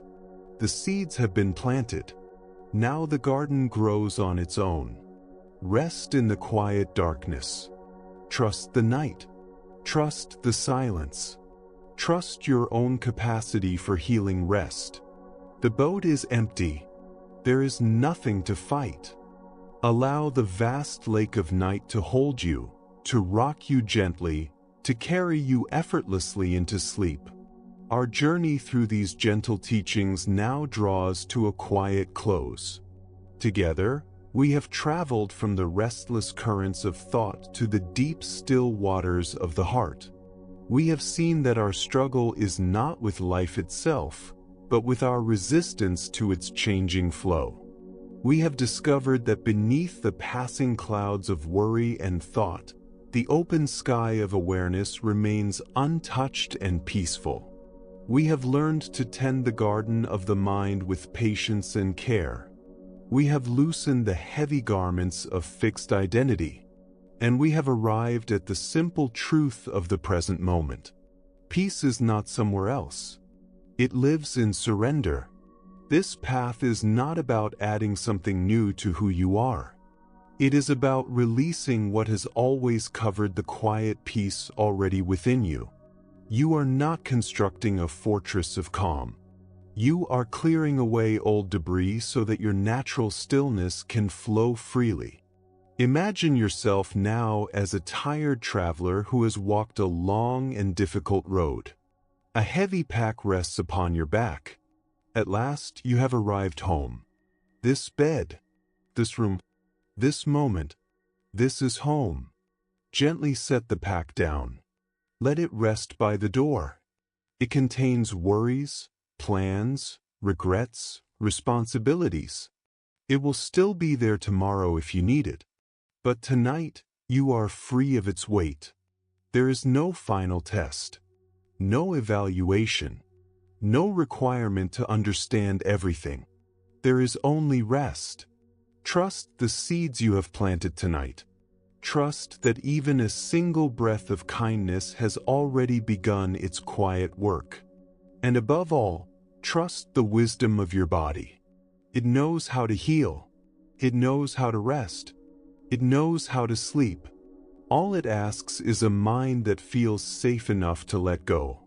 Everything we have explored together has served this single purpose: to create a gentle inner safety, a truce in the silent war of the mind, so that your body may finally enter the deep peace it longs for. The work is complete. Now, simply receive the gift of rest. Let your eyes close softly, if they are not already closed. Take one slow, unhurried breath. As you exhale, release a quiet sigh. Let the last traces of effort dissolve. Feel the vast, open space of your awareness, like a clear night sky.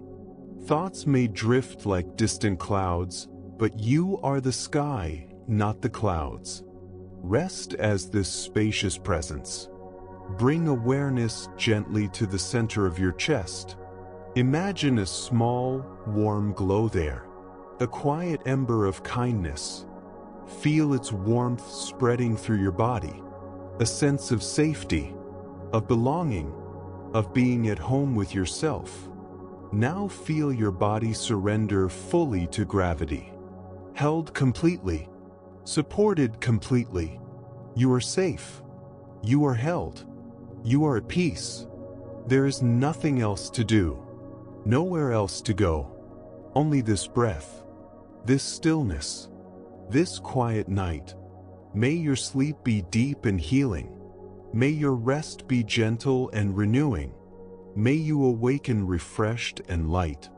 And may you remember, even briefly, the vast quiet space that is your true home.